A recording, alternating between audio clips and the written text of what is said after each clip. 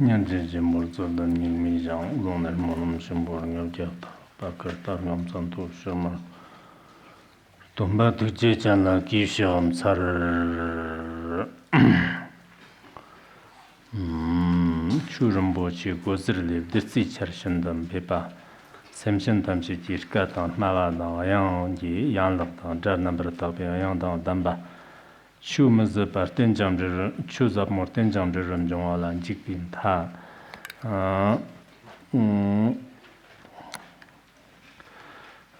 Tame Pertavi, Vaxum Samjura, Conchopa, Sanki, Tatan Jipa Mepa, Jam Gumbro, Drogba, Chuchimbum, Jija Jopam, Tsomba, Mamsombi, Chule, Yantabandepa, Churumbuchi, Shiraptan, Sonum Ji, Soyantabar, the Pi, Tehun Chimbo.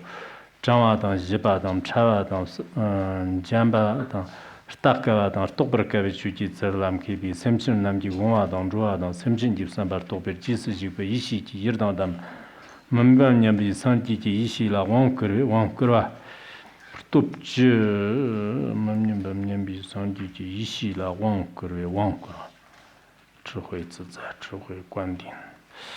Stopchidang Manjibabjidang Santibi Manjibi, Lober Sambala Jiba, Ansongan Jiba, Anju Loberton Jiba, Gob Tamchid Le, Ugaravi, some gender tripping George Tiartomba, Mambi Gerbo Chimbo, Semjin Tamjin Diri Chokalam Keba, Semjin Tamjin Yomumba, Nat Tamsis Toba, Chiribur Chujir, Man Jerry Raptor, Jorva, Yondon Tai Bim, Jonetan Damba, Santi Jam Tai, Yondon Cope, Lober Jamban Tonga.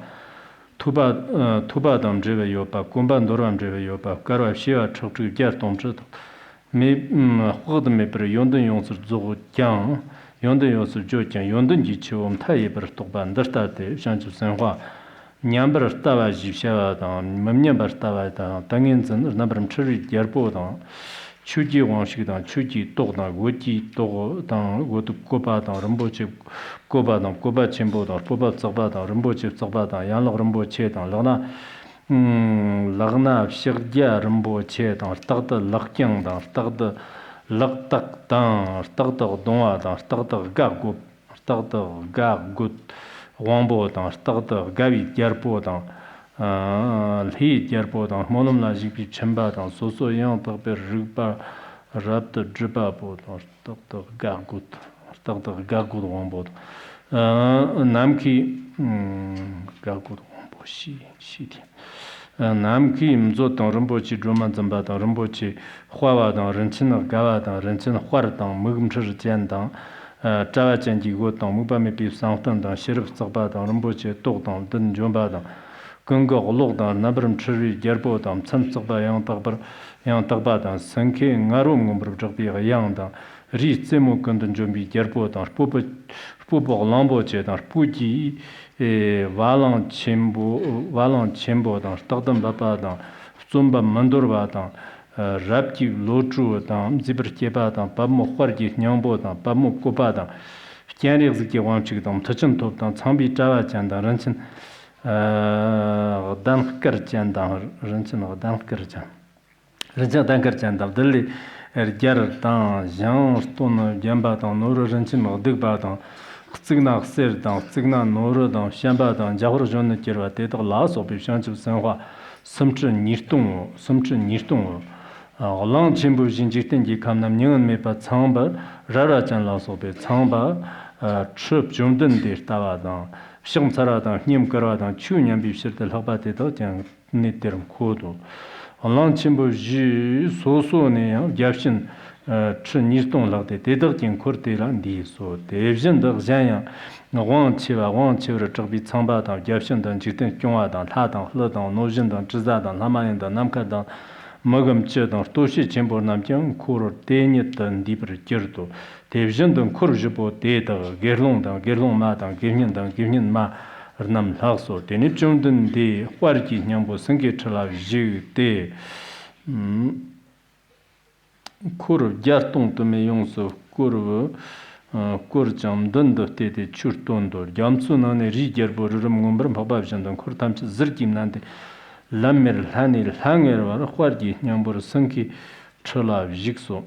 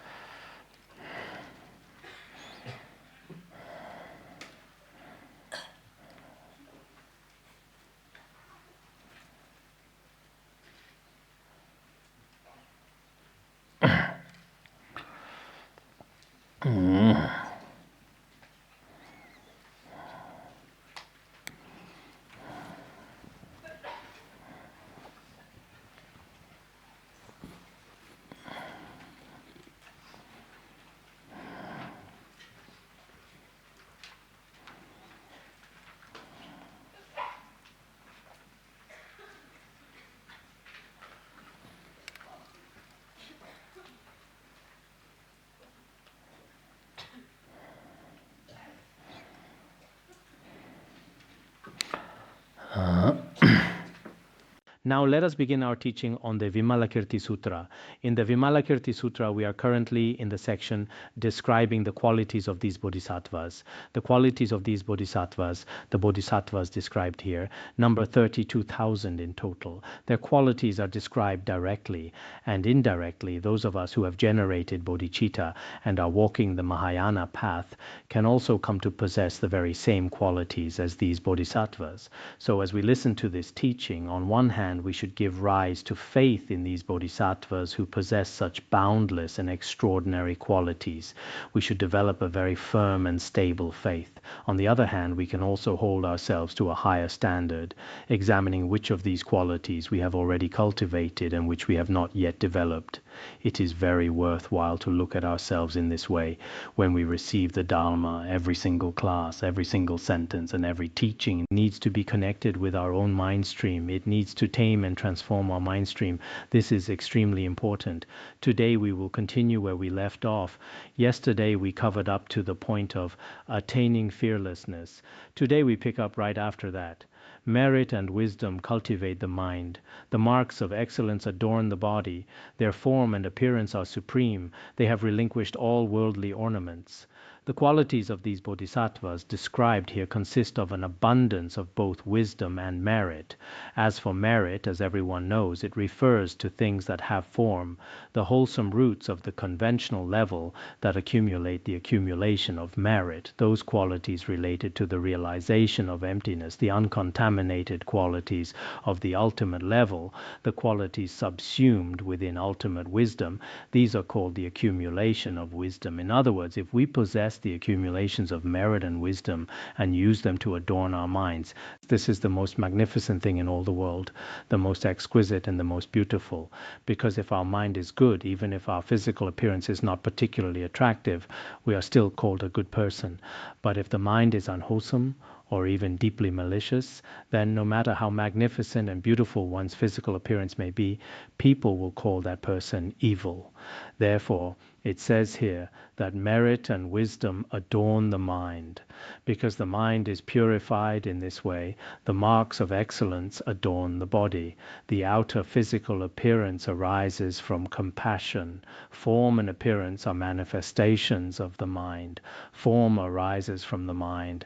And so the marks of excellence bring adornment. And so in this world, the appearance of these bodhisattvas, their form and appearance is supreme and truly magnificent. For many people in this life, physical appearance has a great deal to do with the good deeds of past lives. If we dislike being ugly or unsightly in this life, we must do everything possible to repent our negative karma accumulated since beginningless time, and at the same time do our best to restrain unwholesome minds. Otherwise, life after life, we may continue to appear ugly and repulsive. This too is directly related to one's accumulation of merit and the quality of one's mind. Therefore, the text says here that in terms of outer appearance, bodhisattvas are supremely magnificent because they are adorned with such merit and wisdom. In our own practice, we also hope that in this life we can adorn our body and mind with merit and wisdom. If that is the case, then even without all kinds of worldly ornaments, diamond, silver and gold, agate, coral and turquoise, all manner of ornaments, if these are absent, one can still be truly magnificent. But if our mind is not beautiful, if it is impure, then even if your entire body is adorned with every kind of jewel and ornament, it is truly not good at all. As everyone knows, in this world a wholesome mind is the root of everything, and everything is, in a sense, created by the mind. According to the way of the Bodhisattva, the hell realms, the animal realm, and the hungry ghost realm are all very much connected with one's mind.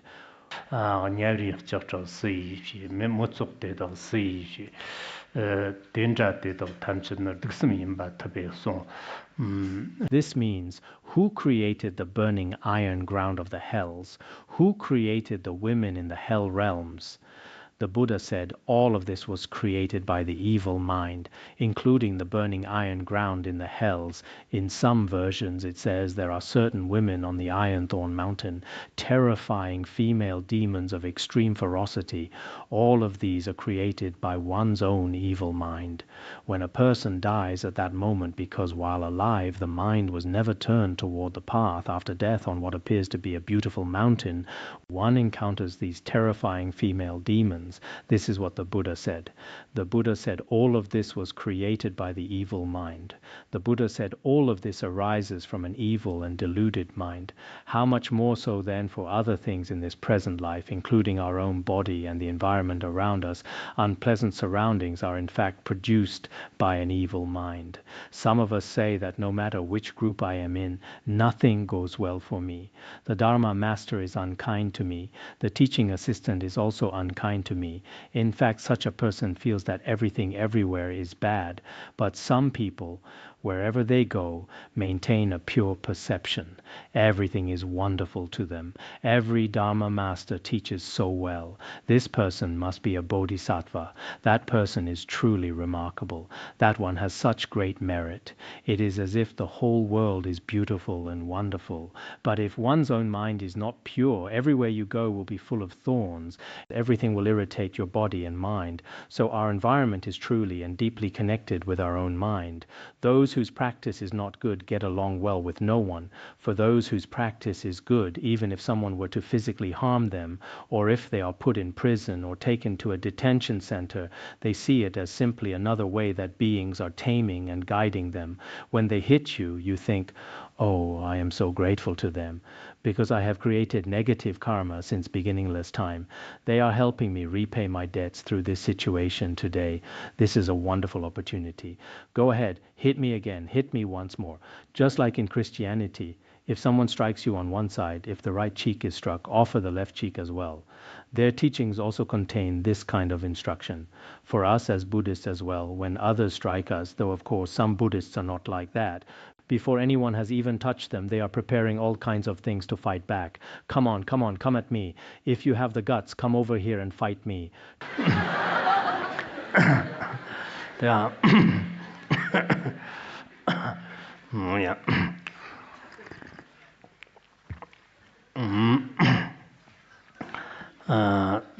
Truly our environment is very much connected with our own mind. If one's mind is well cultivated through practice, even in the most wretched and unpleasant places in this world, you have the way to transform it into the most beautiful place. For such a person, even without many worldly ornaments adorning them, it is not necessarily required to engage in all kinds of course, I do not mean to say that we Buddhists should look too plain and shabby, relinquish all worldly things. Since taking refuge, I have thrown away all my gold necklaces. I offered them to the 3 jewels and placed them in the shrine room, and now I have nothing left. Without even basic adornments and no decent clothes at all, one looks completely plain and shabby. As soon as I took refuge in Buddhism, I became like a beggar. Well, as for some beggars these days, some of today's beggars are actually quite advanced. When collecting money, they use an iPhone and accept payment by QR code. There are many like that nowadays. But some of our Buddhists go too far. They do not even know how to use a basic computer or a mobile phone. Their clothes are all tattered and worn. They eat very poorly as well. Then their complexion deteriorates entirely. They look as though they are suffering from a serious illness. In the eyes of the world, this is problematic because in today's society, people cannot see our inner state of realization, even if inwardly you truly possess a realization like that of Bodhisattva Shantideva or Bodhisattva Chandrakirti, but your outward appearance is extreme. In many communities, people may look down on and even insult you, and people may even look down upon Buddhism as a whole. Oh, do not practice Buddhism. Just look at that person in our family who started practicing. Since the second day they took up Buddhism, all their ornaments have completely vanished. This kind of situation is also not ideal. We still need to accord with sentient beings. As the treatise on the modes of a ruler, a bodhisattva personally has no pride or desire for adornment, yet still appears dignified for the sake of benefiting beings. This has been mentioned before in this context, so do not be too plain and shabby, right? Their name and fame reach far and wide, surpassing even Mount Sumeru. The Bodhisattva's name can be said to be far and widely renowned. Their names are known in the 33 heavens, as well as in the formless realms, and even down to the Avicii hell. Their renown extends everywhere. Bodhisattvas like Avalokiteshvara, Manjushri, and Mahastama Prapta are known to all. As for the fame of human beings, some celebrities or government officials may be known among humans for a time, but other beings generally have no way of knowing them. But for a true bodhisattva, their fame can be said to surpass even Mount Sumeru. That is to say, it extends beyond the worlds confined within our ordinary limits. Some bodhisattvas and teachers, through their skillful means of benefiting beings, gradually bring boundless benefit to countless beings. And some beings, though they have never personally met this bodhisattva, simply by hearing their name, naturally give rise to bodhicitta in their mind stream. This includes certain bodhisattvas and certain masters. Upon merely hearing their name, bodhicitta spontaneously arises in one's mind stream, such as Bodhisattva Asanga or Patrul Rinpoche, and in the Han region there are also many great masters like this. Simply upon hearing their name, due to the power of that name itself, many beings naturally give rise to faith. There are indeed examples such as this. Next it says, their faith is deep and firm like Vajra. This faith is extremely firm and stable. Their faith in the Guru and the three jewels is unshakable. It is like Vajra, which is like a diamond. It is unbreakable by anyone and utterly indestructible. In this passage, the Tibetan text says, deep and firm faith in the three jewels, the Buddha, Dharma, and Sangha. The Tang Dynasty translation says, in all the Buddhas and the Dharma, it mentions the Buddha and the Dharma, but does not mention the Sangha. In this text, it is not explicitly stated toward what the faith is directed, but in reality, we know that such faith should be directed toward the three jewels. It includes deep faith in the Four Noble Truths and in cause and effect. All these forms of faith are completely firm. Moreover, this is a faith accompanied by wisdom. Faith without wisdom is easily changed, and it cannot benefit sentient beings. As we discussed before, it becomes mere superstition. Some of our Buddhist practitioners truly have only an outward and formal appearance of practice, without any genuine faith inside. If a Buddhist practitioner lacks authentic faith, that is truly frightening. But when one does have faith, as the Uttara Tantra Shastra also states, the ultimate truth is realized through faith. The commentary on the Mahayana scripture of the Four Laws states, those with faith enter the Dharma and attain realization. Those without faith, even if they understand, gain no benefit if one has no faith, though one may temporarily understand some of the meanings. Ultimately, it is of no real benefit, and one cannot attain realization, nor can one penetrate the ultimate meaning of the scriptures and treatises. Some principles of Buddhism differ entirely from worldly knowledge. They are completely different. As for some worldly knowledge, what is it actually? As long as one understands the content, people consider it mastered. Just as in university exams all over the world, nobody cares whether the student has faith. As long as one can write down the correct answers on paper, that is already considered acceptable. But Buddhism is not like this. And actually, it is not only Buddhism. In other religions, though they may use different terminology, every religion emphasizes faith in its own objects. For example, faith in God, faith in Allah, or faith in the Lord of their tradition. They all express in different ways that faith is of great importance. If one's faith is not complete, such dharma is very difficult to attain. And so the text also says, if one possesses firm and stable faith in the three jewels, then the merit of that is inconceivable.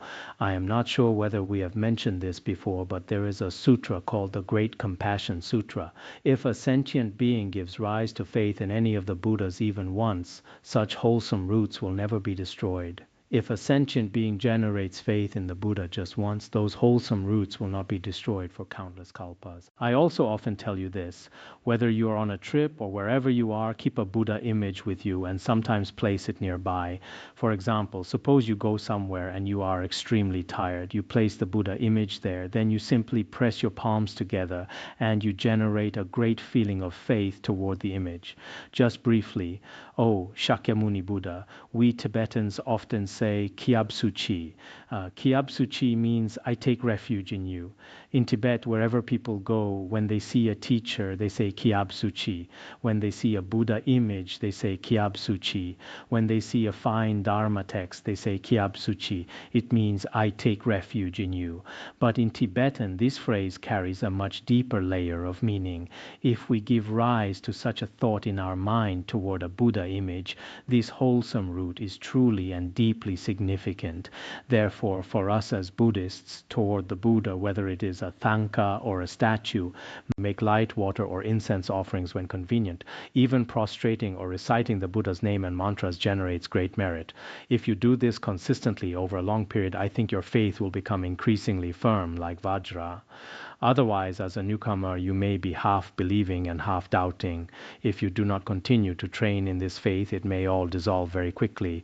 At first, you had great faith and were especially sincere. For example, when you met a certain master, you would cry every day. When you saw the statue of Shakyamuni Buddha, your eyes would fill with tears and your hair would stand on end. But if you do not continue to train after some time has passed, you may look upon the teacher with disdain. And when you encounter a Buddha image, you may regard it with a completely different kind of gaze. That would be quite a pity. Regarding human faith, among the 7 noble riches, noble beings possess 7 kinds of wealth: faith, moral self-restraint, a sense of shame, a sense of regret, and learning. All of these are the wealth of the noble beings. So if we have already lost this wealth, it is truly a shame. At the beginning of the precious garland of the Supreme Path, 10 things are described as truly regrettable. Losing faith may not be explicitly listed there, but I would add one more. If someone once had faith but later lost it, that is truly regrettable. As for my own faith, when I reflect on myself, it does not seem to have diminished much.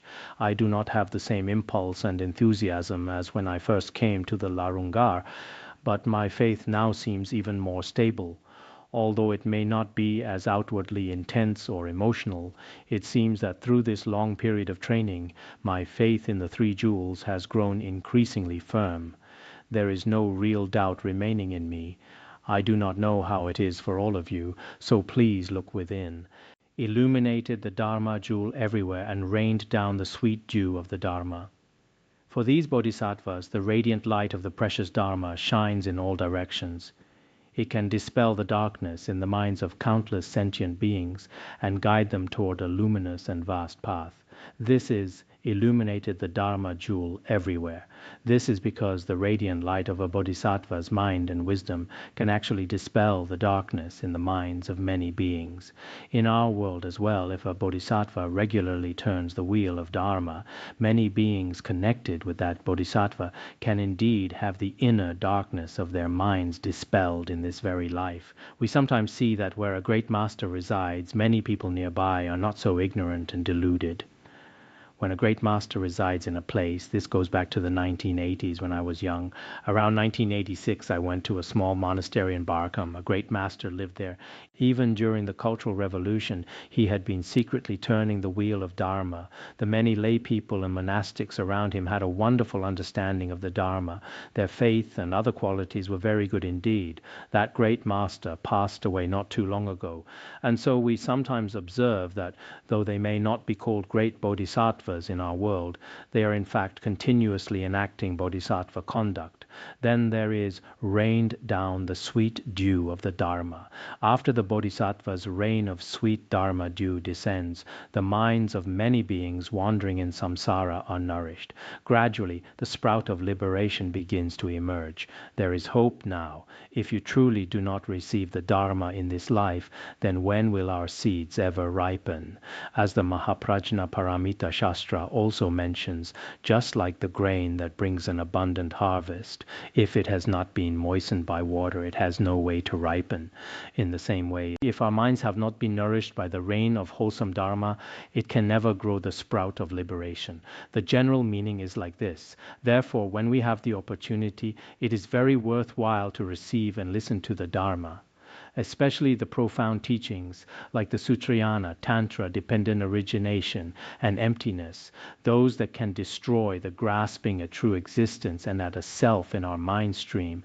These are the Dharma gates of liberation and wisdom, or in other words, to irrigate and nourish the parched seeds in our mind stream. In this life, we should irrigate them with such a rain of Dharma to provide them some moisture, so that in some future lifetime there will be an opportunity for them to ripen. So these bodhisattvas continually use the rain of Dharma to nourish the parched minds of sentient beings. This is tremendously important for everyone here, whether you are lay people or monastics. This rain and dew of the Dharma is continually sprinkled upon the heart fields of sentient beings with a connection. This is very important. If we have such an opportunity, this is what is called benefiting sentient beings. Benefiting sentient beings does not necessarily mean pulling someone out of a river. We are already submerged in the muddy waters of samsara, so pulling beings out of that through various means is what it means to benefit sentient beings. Anyone can do the work of benefiting beings. We're paramount in the subtleties of the host of spoken sounds. The following passage describes this, using all kinds of languages and expressions to proclaim the wondrous Dharma to sentient beings.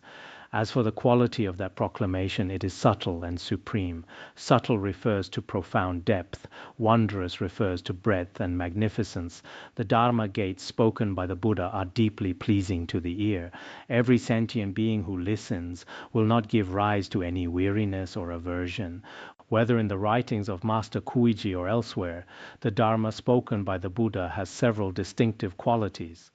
For example, the Dharma taught by the Buddha is profoundly deep, yet listening to it makes one especially want to hear more. The Dharma he teaches instills in everyone a profound sense of reverence and solemnity. A kind of awe and veneration arises in everyone, and so the language of the Buddhas and Bodhisattvas seems to be something we ordinary beings cannot imitate. Its meaning is both profound and pleasant to hear, and it dissolves the afflictions within one's mind stream. Ordinary people cannot achieve this. Perhaps the words may be repeated, but when they are, the effects are entirely different. Therefore, the Buddha uses all kinds of languages. Humans have the human language, celestial beings have the language of the gods, and even here among humans there are all kinds of languages. This includes what we will be trying out today as an experiment. We will show everyone on the slides Tibetan, Chinese, English, and Japanese, all displayed for everyone to see. If there are opportunities in the future, we will include other languages as well. I also hope that those of you who are skilled with languages will continue to study and develop them. In the environment where you live, using the local language is very beneficial. A few years ago, I went to the Netherlands and France, and last year I also visited Norway and Sweden, among other places. At that time, I felt that if you are fluent in the local language, it feels so much more intimate. If I use the language of another people or another country, maybe that person does not feel quite as comfortable. For example, if we meet a Westerner or someone from East Asia and we speak Tibetan to them, they feel so delighted. Oh, you can speak Tibetan. Wow, that is amazing. And we feel such warmth. It seems like when you can speak someone's language, they feel closer. I often hear Han Chinese people say to me, oh, you can speak Chinese. Wow, you can speak it, though your accent is not very pleasing to the ear. Just kidding. I added that last part myself. So having certain language skills, being proficient in languages is very important. Bodhisattvas have this quality as well. I have seen many people in the West who know several languages. Some know 7 languages. When we were at the University of Chicago, there was a professor who had studied 5 national languages with great depth. One person even knew 7 national languages. I saw quite a few like that at universities. And I also saw that in one person's home, there were books in all kinds of languages. Oh, this is Buddhist scriptures in Arabic. This is Tibetan. This is Chinese. And this is English. the world's most renowned major languages. They read and study them every day. In this brief human life, that is rather wonderful. Though for myself, I always think, in my next life, I want to be proficient in many languages. When I take rebirth, if I am a tulku, I want to be fluent in many languages. I do not want to be limited to just one language. If I cannot even speak my own language clearly, that would be a problem. So it is truly worthwhile to study all kinds of languages in order to benefit beings, profoundly entered into conditioned generation to eliminate the false views, were without any residual influence of the two extremes of being and non-being. When bodhisattvas realize the profound Dharma gate of dependent origination and emptiness, they are able to sever the wrong views of the extremes of existence and non-existence, along with all the habitual tendencies associated with them. In other words, what is the most serious obstacle to realizing dependent origination and emptiness? The most serious obstacle is wrong views, the wrong views of the extremes of existence and non-existence. When the wrong views of the extremes of existence and non-existence are severed, all other habitual tendencies can be swept away at the same time. Therefore, the most important and central view of the Buddha is the realization of dependent origination. When we pay homage to the Buddha, we often recite, "O Gautama, the great sage, out of compassion you have taught the correct Dharma, which severs all views. To you I bow my head in homage." This is the final verse of root stanzas of the Middle Way. When many great masters pay homage to the Buddha, they often recite this. Many great masters in the Tibetan tradition, when paying homage to the Buddha, say, "O Gautama, great sage, out of compassion for all beings you have taught the Dharma." And what Dharma did you teach? You taught the Dharma of dependent origination and emptiness. What is dependent origination and emptiness? It severs all views of permanence and nihilism, of existence and non-existence. And so this severing of all views, the realization of emptiness and the compassion for all beings, that is to say, compassion for all beings and the realization of emptiness are the distinctive characteristics of the Buddha. And so Bodhisattva Nagarjuna, when paying homage to the Buddha, offered homage based on the Buddha's realization of dependent origination and his compassion for sentient beings. If someone asks us as Buddhists, what is the difference between Buddhism and other religions? You can cite this scriptural passage. Our most celebrated Bodhisattva Nagarjuna once said, "Out of compassion, you have taught the correct Dharma that severs all views." These are the true qualities and distinctive features of the Buddha. Just 2 points, compassion and wisdom. In other religions and other philosophical views, how many have compassion for all beings, all sentient beings throughout the world, to uphold and protect them with our view, and to sever all views, that is, to realize emptiness. This is what we call the view of emptiness. This should be said to be our distinctive characteristic. As Buddhists, it is not just that the Buddha has a magnificent physical form and other qualities. Those may not represent a difference in views. And the text goes on to describe, "Preach the Dharma without fear, like the lion's roar." The teaching of the emptiness Dharma by the Buddha is carried out with complete fearlessness.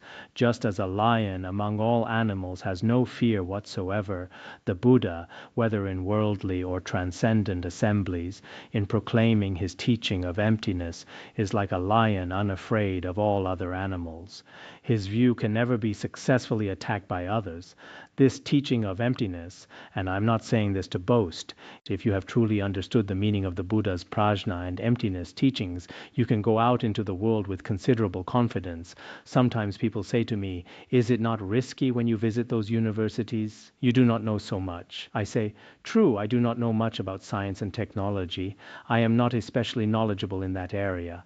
But as for the emptiness teachings of Buddhism, the Mahayana Dharma, I have been studying and contemplating it for so many years. So if they ask me questions, I have some degree of confidence. This is not because I'm arrogant, aggressive, aggressive or rude, just charging headlong into dangerous intellectual circles. But I personally feel that if there are questions raised, there are reasoned responses that can be given. They can be reasonably discussed and explored. I do not claim I can answer everything. So among our Buddhist practitioners, including many Dharma masters, if we have some genuine familiarity with and understanding of the emptiness teachings, we may be able to understand at least roughly what kind of principles govern this world. What he expounds is like a clap of thunder. When the Dharma that the Buddha teaches is proclaimed before sentient beings, it is like a thunderclap that awakens the deaf, giving everyone the feeling of being awakened from a dream. It is like the thunder of spring. Spring thunder causes the whole world to wake up. As some commentaries say, spring thunder stirs the 100 grasses. We haven't heard the thunder here this year yet. Huh? Not once. When will it be? Sure. Wow.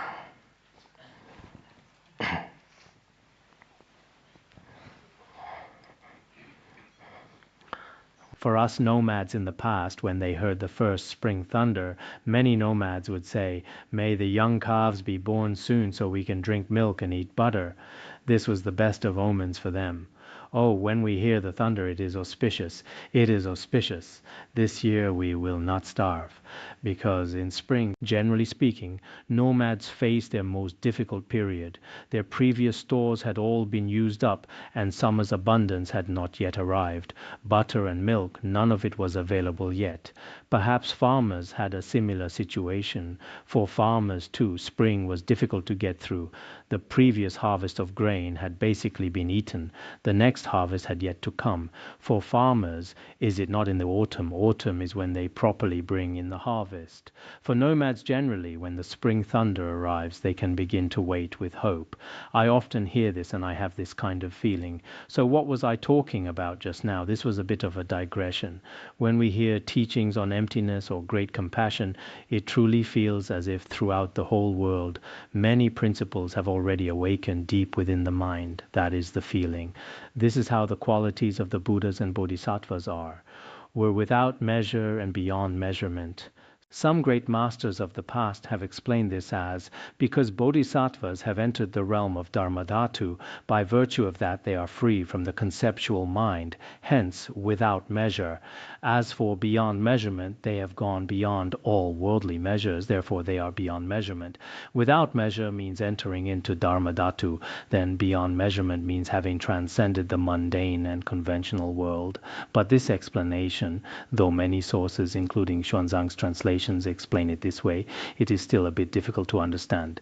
In Tibetan it says, transcending what has measure and what is immeasurable. Transcending both measure and the immeasurable. That might be a bit easier to understand.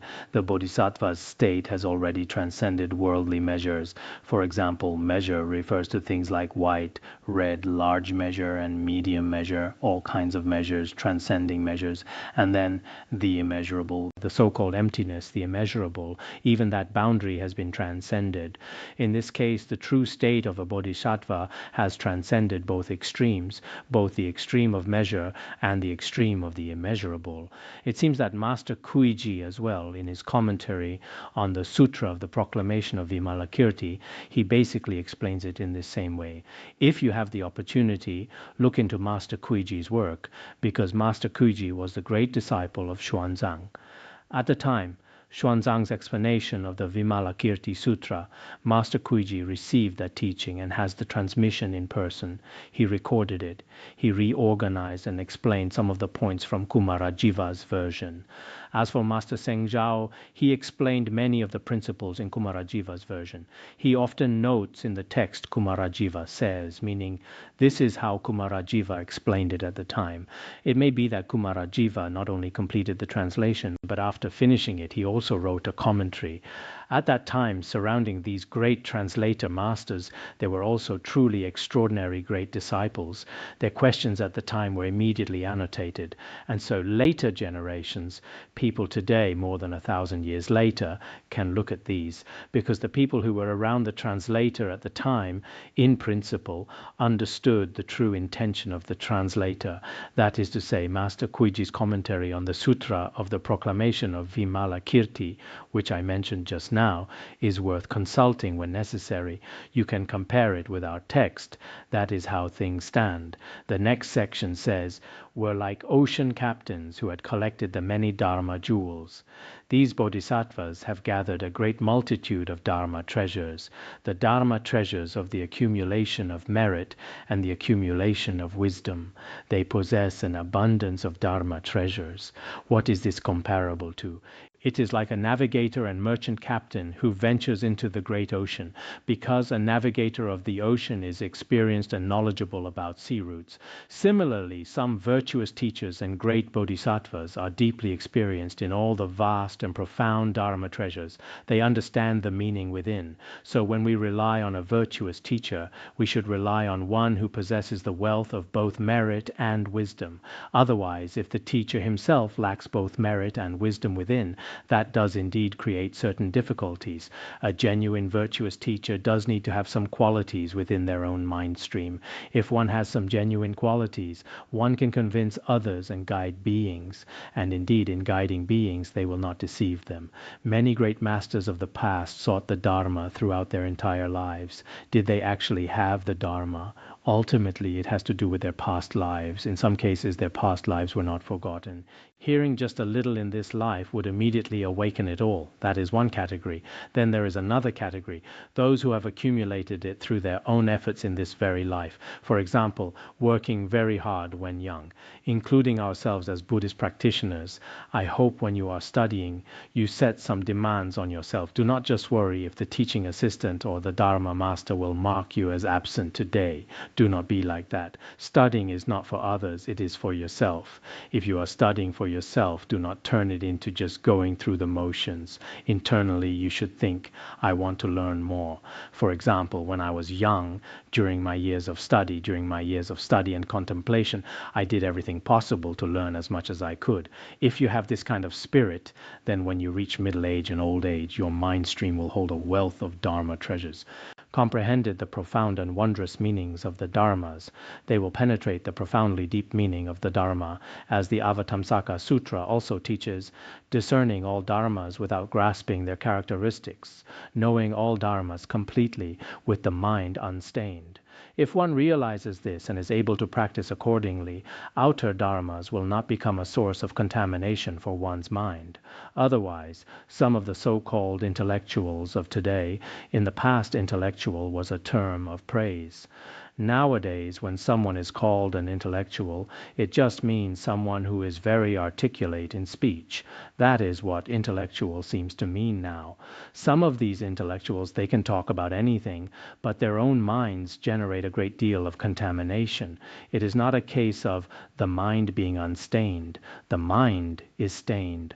They constantly generate wrong views here, slander there. That scripture is apocryphal. That person is a fraud. This teaching is unreasonable. So if such a person has somewhat good oratory skills, they may cause harm to many people.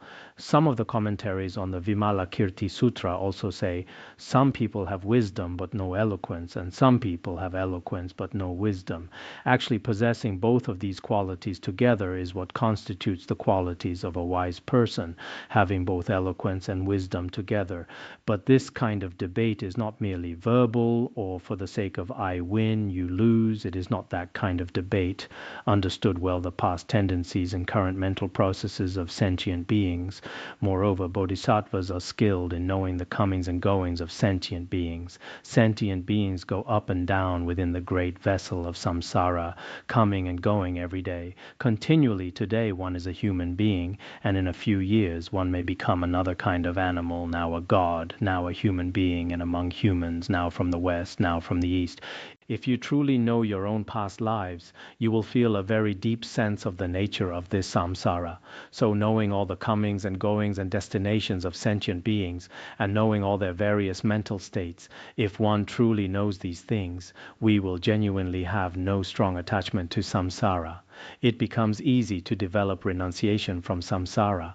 If one does not have this understanding, even for some monastics and practitioners today, when their views go wrong, it can be quite frightening. Without renunciation, there is no basis for speaking of bodhicitta or non-dual wisdom. If one does not even have a correct view of cause and effect, that is truly frightening. The most important thing for us is to establish a correct worldly view. First, on the foundation of a correct worldly view, one can then study, contemplate, and practice. Only then can one speak of realization and benefiting sentient beings. These are very important. Otherwise, truly, if one's views are wrong, even if one holding wrong views performs virtuous deeds, one will still experience unbearable suffering as a result. I believe this is from the letter to a friend. Even if one holding wrong views performs virtuous deeds, for a person holding wrong views, even if they practice virtue, one will still experience unbearable suffering as a result. They will still experience unbearable suffering as the fruit, or will also come to possess. You have all memorized this, haven't you? His Holiness Jigme Phuntsok Rinpoche often criticized those who held wrong views.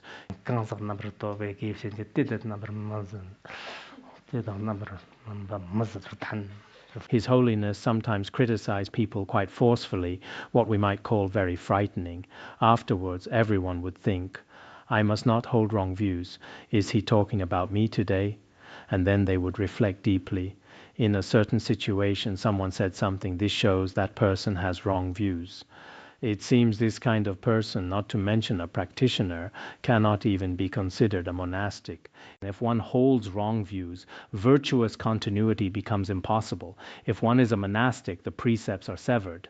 According to the Abhidharmakosha, only when one's view is restored can virtuous practice continue. This is truly terrifying. Toward those who hold wrong views, His Holiness Jigme Phuntsok Rinpoche was always very strict.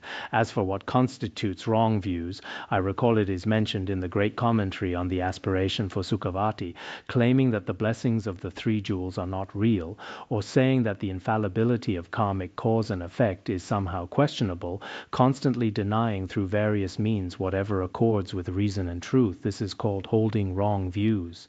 Those who hold wrong views and still practice virtue will ultimately experience boundless suffering. The next passage says, approach the unparalleled autonomous wisdom of the Buddha. This means the peerless Buddha possesses sovereign wisdom. The Tibetan says, obtaining the empowerment of wisdom. There is also the meaning of wisdom, empowerment. I have not had the chance to check the Tang Dynasty translation of this passage. The meaning is that the Buddha possesses the empowerment of sovereign wisdom, as well as the 10 powers, the 4 fearlessnesses, and the 18 exclusive attributes, being able to close the doors of all lower realms. What is being said here is that these bodhisattvas are close to the Buddha's 10 powers, 4 fearlessnesses, and 18 exclusive attributes, and can close the doors of all lower realms, because bodhisattvas, upon reaching the level of patience on the path of preparation, will not fall into the lower realms. So these bodhisattvas, the 32,000 bodhisattvas listed below, are certainly at a very high level of realization. For them to fall into the lower realms is simply impossible, but were born in the 5 destinations in order to manifest their bodies there. And although they will not fall into the lower realms, they still appear constantly in the 5 realms. Humans and gods, asuras included among the gods, and then the 3 lower realms. So in the 5 realms, sometimes 6 realms are mentioned, sometimes 5. They manifest in all kinds of bodies within these 5 realms to benefit beings. And what is the manner in which they benefit beings? Were great medicine kings who were good at healing the various illnesses, provided medicine according to the illness and caused it to be taken awaken. These bodhisattvas, like the Buddha, as great physician kings, manifest before beings in all kinds of ways. First, they are skilled at treating illness. Then they prescribe medicine according to the illness. They enable beings to receive all kinds of benefit. As mentioned before regarding appearing in the 5 realms, the Avatamsaka Sutra says, the body of wisdom is immeasurable. It manifests in accord with beings, universally in all the realms of existence, liberating all sentient beings. That is to say, the body of wisdom is immeasurable. It manifests in all kinds of bodies before sentient beings. And throughout all the 6 realms of existence, it continues to manifest in all kinds of bodies. These bodhisattvas are similar to the Buddha. They take birth in the 5 realms and manifest bodies. Then after manifesting these bodies, how do they benefit beings? The physician king prescribes medicine in accordance with the illness with great skill and expertise, using this way to benefit sentient beings. As Aryadeva also says in the 400 stanzas on the middle way, a skilled physician rarely fails to heal. Patients are basically all cured. A bodhisattva endowed with skillful means, few are those he does not tame. Very few are those he does not benefit. But in this day and age, regarding physicians, few patients are actually healed. Especially when surgery is involved, it is very risky. After surgery is completed, someone said recently, a person with exactly the same illness as mine last year didn't make it off the operating table. He had already passed away. At that moment, I thought, actually, that's what my own doctor told me at the time as well. Yeah. You might not make it off the operating table. That doctor was actually quite good. The evening before, when no one else was around, he quietly came to me and said, you should prepare yourself mentally. This might be your last day, because this is very serious. There is a vessel very close to your tumor. If it is touched even slightly, massive bleeding will occur. Please prepare yourself. At the time, I was not afraid. The next morning, I thought, the sunlight I am seeing today may be the last I will ever see. But I didn't say this to those around me. There was no particular fear in my heart. And so sometimes each of us may need to be prepared, including in times of illness. Sometimes things may take a turn. For example, when undergoing surgery, during these times I have been hearing many such stories recently. For instance, after completing surgery in some hospitals, when you should stay 10 or 20 days in the hospital to recover until you are basically restored, they do not let you stay because they need to admit many new patients and for various other reasons. Now, after 5 or 6 days, you are told you are fine and you can leave. And many patients at that point develop an infection after a while. I have heard many such cases recently, people who died because they were discharged too early. Such situations are very tragic and very heartbreaking. A truly great bodhisattva, there are very few he cannot benefit, but there are still a small number, including before the Buddha himself, there were a few individuals for whom nothing could be done. Even before a truly extraordinary bodhisattva, there are a few, including in the presence of some virtuous teachers. The great majority are able to receive and accept their Dharma words, but a very small number constantly slander them because of their negative karmic connections from past lives. They may often heap abuse upon them. In that case, for example, when others slander a great master, one should examine the situation with one's own wisdom. One cannot simply follow the crowd. Especially in this age of the internet, this era is rather special. Much of what is said, when I first hear it or first read it, I basically do not believe it. Then slowly, through my own wisdom and reflection, I gradually accept it. Otherwise, regarding rumors and hearsay, we should not really believe those. Because today, each person has their own different agenda. His Holiness, Jigme Phuntsok Rinpoche used to say, language is like a tool in a blacksmith's hands. The meaning is, when a blacksmith has tools in hand, he can shape iron into whatever he wants. Because the blacksmith has the skill, the hammer is in his hands. With the tools, he can shape the iron however he likes. He can make a sickle, he can make an axe, he can make a chisel, a hammer, and all of these.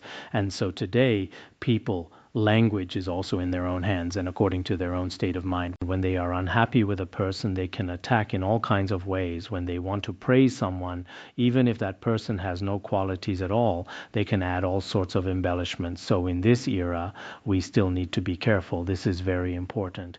These are the ways in which these bodhisattvas guide and benefit beings, were accomplished in all the immeasurable merits, had ornamented and purified all the immeasurable Buddha lands, unfailingly used what they saw and heard for the benefit of others, and never squandered away their endeavors. This verse is very beautiful. These bodhisattvas possess boundless and limitless merit, and they are capable of purifying boundless Buddha lands. Whoever sees the body and physical form of these bodhisattvas, whoever hears their voice, and even if some bodhisattvas have already departed, seeing their Dharma texts, one feels it is no different from hearing their voice.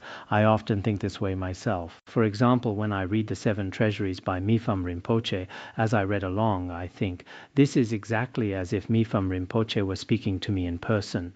Although I have never heard his voice through his written words, it is no different from hearing his voice directly. This is how I think of it. Hearing them or seeing them, anyone who has any connection with them or recalls them, not one of them fails to receive benefit. All the actions of these bodhisattvas are never in vain. None of their actions are without meaning. Whoever forms a connection today with these bodhisattvas, the merit is truly immense. What is mainly spoken of is the following. But truly in this world of ours there are both the virtuous teachers and bodhisattvas we have discovered and those we have not yet discovered. They truly do possess many qualities. Space can be measured. The ocean water can be counted drop by drop. But the ocean of a bodhisattva's merit has no analogy that can describe it. As for space, this is a hypothetical statement. Hypothetically, if we could measure space in kilometers or the number of drops in the ocean, that number of water drops could also be calculated. But the ocean of a bodhisattva's merit, ordinary people can hardly imagine it. Hearing this statement, one might think, oh, is it really true? But actually, for example, regarding the merit of a virtuous teacher in whom I have deep faith, when I truly contemplate it, it is truly inconceivable, including for myself. I often think about the teachers I have relied upon. Some have already left this world, and some have not yet left.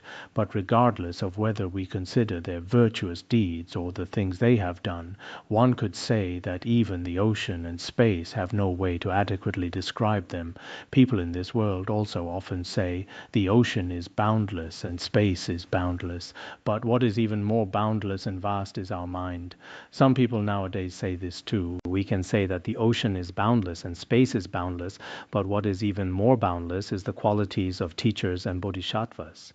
Indeed, the treasures of wisdom they leave behind day and night for the benefit of beings. Every single action they take to benefit sentient beings, ordinary beings like us, find it difficult to measure. So in this regard, I think it would be wonderful if everyone memorized this verse. The merit of a bodhisattva is accomplished through boundless virtues.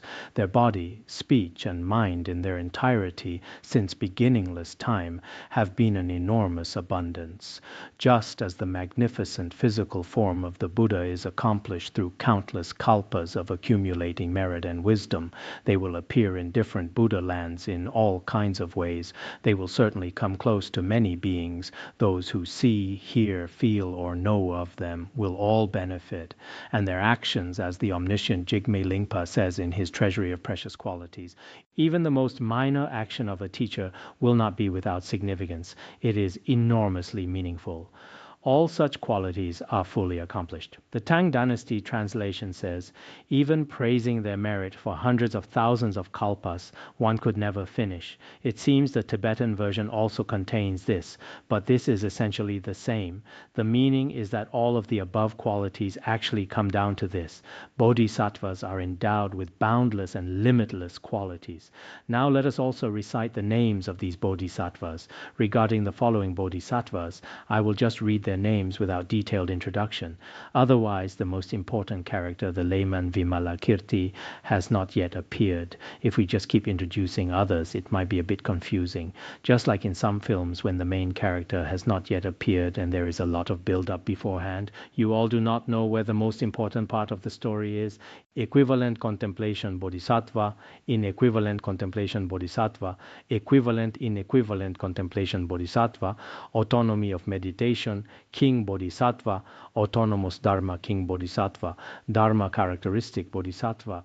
Perhaps our daily teaching on the Vimalakirti Sutra needs a little more time, so I am not in a hurry to finish within a set time. Otherwise, we might be covering too little each day. Many teachers generally lecture for 2 or 3 hours, but for us, including the transmission, it is roughly an hour and a half. Just now, for Dharma characteristic bodhisattva, in some other editions, it is bodhisattva dharmadvaja. Radiance characteristic bodhisattva, radiance ornament bodhisattva, great ornament bodhisattva, accumulation of jewels bodhisattva, accumulation of eloquence bodhisattva, jewel hand bodhisattva, jewel seal hand bodhisattva, constantly raised hand bodhisattva. Regarding this constantly raised hand bodhisattva, it does not mean he holds one hand raised in the air all the time. It is not that. It means that with a compassionate hand, he always, as we say, extends a helping hand. Or one might say he always extends a hand of comfort and liberation to sentient beings. Constantly lowered hand bodhisattva, with compassion, always gives and makes offerings. There are several like this. Then there is constantly lamenting bodhisattva. Constantly lamenting bodhisattva sees beings in great suffering and distress, and so in his mind there is always a feeling of great compassion. There is also one called Nitya Hasita bodhisattva, the bodhisattva who always smiles. In some versions here it is called Roots of Joy bodhisattva, Joy King bodhisattva. In other versions there is one called Bodhisattva Samyagasha. This name also appears in the Tibetan version and in the translation by Zhi Qian. Asha means that one's aspirations are fulfilled. But let us not add this one for now, regardless of what other versions have. Eloquent sound bodhisattva, store of space bodhisattva, holding the jewel torch bodhisattva, jewel courage bodhisattva, jewel vision bodhisattva, Indra's net bodhisattva, illumination net bodhisattva, unconditional contemplation bodhisattva, accumulation of wisdom bodhisattva, excellent jewel bodhisattva, heavenly king bodhisattva, destroyer of Mara bodhisattva. When we hear the names of these bodhisattvas, it brings tremendous merit to our mind stream. It is truly wonderful. Lightning like virtue bodhisattva, autonomous king bodhisattva, ornament of the characteristics of merit bodhisattva, lion's roar bodhisattva, sound of thunder bodhisattva, sound striking the mountains bodhisattva, fragrant elephant bodhisattva, white fragrant elephant bodhisattva, constant exertion bodhisattva, unresting bodhisattva. Oh, this is wonderful, always without rest. Nityodukta means always diligent, which is still manageable, but anivartin means unresting, which is a bit much. Whether it is day or night, they are like a bodhisattva who drinks coffee and stays up all night. Unresting bodhisattva, let us make the aspiration to never rest. Otherwise, some people love to rest very much. When Sunday comes, they say, tomorrow is Sunday. On Sundays, some bodhisattvas sleep quite soundly. Wondrous birth bodhisattva, flower ornament bodhisattva, contemplates the sounds of the world. Avalokiteshvara bodhisattva, attains great strength bodhisattva, Brahma's net bodhisattva, jewel staff bodhisattva, undefeated bodhisattva, ornamented earth bodhisattva, golden crest bodhisattva, pearl crest bodhisattva, Maitreya bodhisattva, Manjushra Dharma prince bodhisattva. In Kumarajiva's version, it is said that among these bodhisattvas, those listed later have greater merit. Such examples are Maitreya and Manjushri. Just like when we are presenting awards, following some Western traditions, they start with 5th place and 4th place, then 3rd place and 2nd place, and the 1st place recipient is announced last. So in that case, are the bodhisattvas mentioned first the lowest ranked? Among equivalent contemplation and inequivalent contemplation, maybe they got 5th place, though within the term such as these, There are included many other bodhisattvas. There were 32,000. Of course, Manjushri Bodhisattva should be among them, as some commentaries explain. In our Saha world in particular, Maitreya and Manjushri are extremely important, so Manjushri is placed at the end. But as for Manjushri Bodhisattva, as mentioned just now, his actions to benefit beings are never in vain. None are without benefit. This is especially true for Manjushri Bodhisattva. Praying to Manjushri Bodhisattva regularly brings tremendous merit. There is a sutra called the Manjushri Parinirvana Sutra. That sutra says, if one hears the name of Manjushri Bodhisattva, the sins of birth and death accumulated over 12 billion kalpas will all be completely purified. Just from hearing the name of Manjushri Bodhisattva, there is merit this great. And this sutra also says, for hundreds of thousands of kalpas, one will not fall into the lower realms. So we often recite Om Ara Pachanadhi. His Holiness Jigme Phuntsok Rinpoche often spoke about the qualities of Manjushri Bodhisattva. At that time, our faith in Manjushri was particularly great, because sometimes when people do not speak about the qualities, one's faith can weaken somewhat. His Holiness Jigme Phuntsok's favorite story to tell, I am not sure whether I have told it before. I believe it is from the Ratnavali Sutra. Let me briefly tell this story. There should be enough time. What is Manjushri Bodhisattva like? During the time when the Buddha was in the world, on one occasion at the Jetavana monastery, the Sangha was in summer retreat. At that time, the Venerable Mahakashyapa was the chief administrator. They were in retreat for 3 months. During those 3 months, Manjushri left. He was gone and nowhere to be seen. After the retreat ended, the Pravarana ceremony was performed. There is a ceremony at the end. Once this was completed, the entire retreat period was considered fulfilled. It was at that moment that Manjushri came out. When he came out, everyone was displeased. The Venerable Kashyapa, the chief administrator, asked Manjushri where he had been. Then Manjushri said, I went to the palace of King Prasenajit. At this point, the Venerable Kashyapa, being the chief administrator, and considering that sometimes chief administrators are quite strict, Venerable Kashyapa was standing there wearing something like a name badge. Some Venerable Kashyapa types have been known to fall asleep while standing. Just kidding. Some administrators here do that. They just stand there and then fall asleep standing up. At that time, the Venerable Kashyapa was about to take action. Since Manjushri had gone to the royal palace, he must have broken the purity of the retreat and committed a transgression. He was preparing to expel him and strike the wooden signal board. The Ganta, as you probably know, is used during the recitation of the Vinaya. In Tibetan Buddhism, this is still used today. It is a long piece of wood. We still use this during the Vinaya recitation. He rests it on one shoulder, then uses another implement to strike it like this. It serves as a signal for all the Sangha members to assemble. It is just like a whistle blown at school. In our primary school, there used to be a metal sheet hanging from the eaves on a wire. Students would strike it to make a ding sound, notifying everyone to assemble. The Ganta also makes a clang sound. It is a long piece of wood, and there are specific Vinaya rules about the Ganta. Its length and all of these details are specified. And as he was striking it, signaling for an urgent assembly of the Sangha to expel someone, he was preparing to expel Manjushri. At that moment, the Buddha quietly told Manjushri, today the Venerable Kashyapa may be trying to expel you, so be aware. If necessary, show these Shravaka disciples your state of realization as a bodhisattva. Then Manjushri began.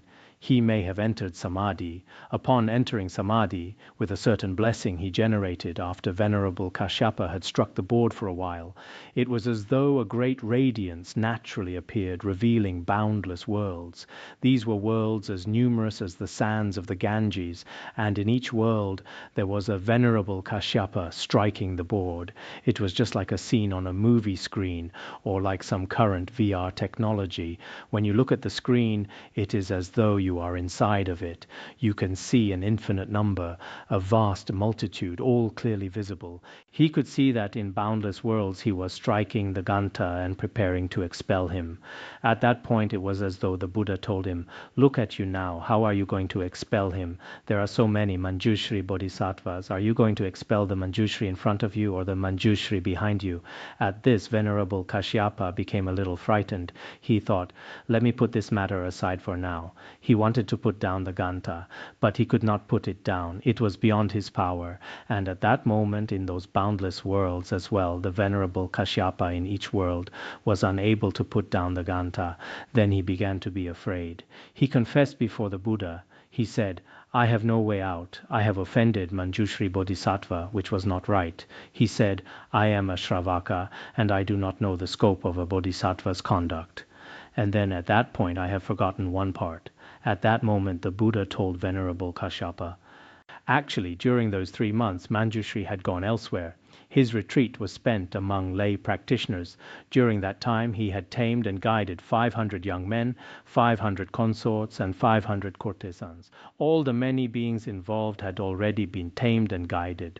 Perhaps this is very difficult for people like you to know. At that point, Kashyapa was greatly astonished. I confess and repent. I am embarrassed. Then how exactly did Manjushri guide all those beings at that time?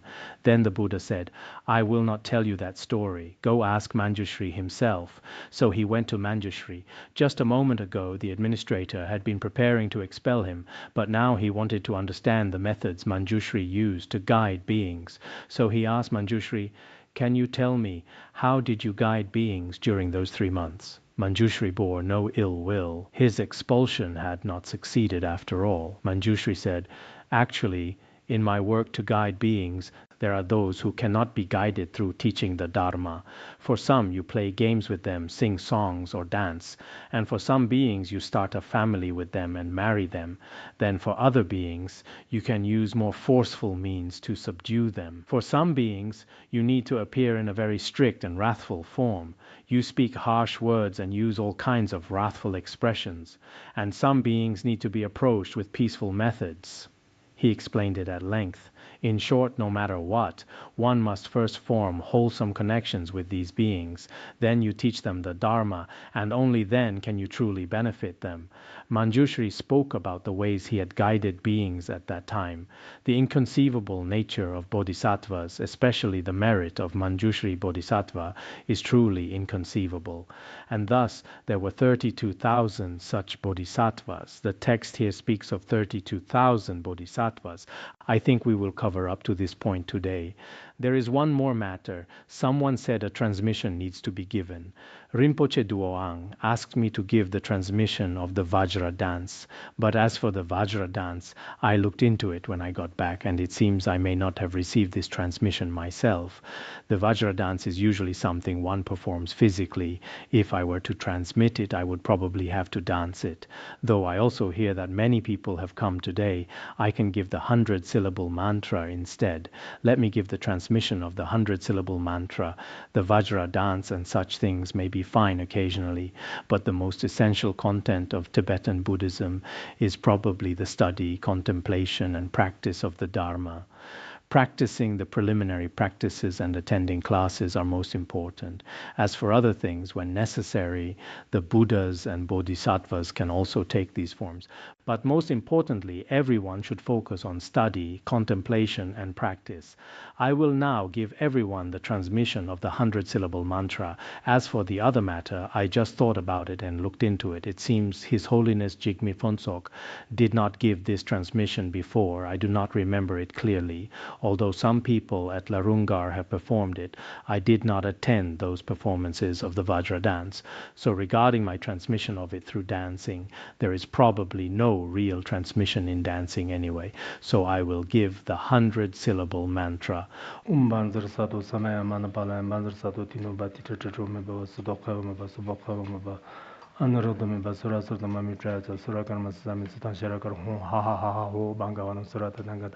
Chandaya Badramami Manzam Badrabawa Mahasamaya Sato A Umbanzar Sato Umbanzar Sato Umbanzar Sato Umbanzar Sato Hum. All right, as for the other matter, I also did not expect you all to advertise it so broadly, but in truth I do not necessarily have the transmission for this liturgy, so giving the 100-syllable mantra transmission will suffice.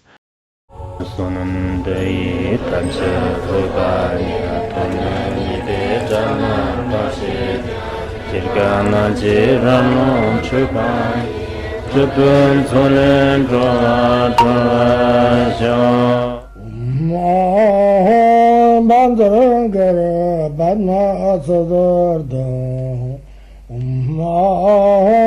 Bandhangara Padma Sodargye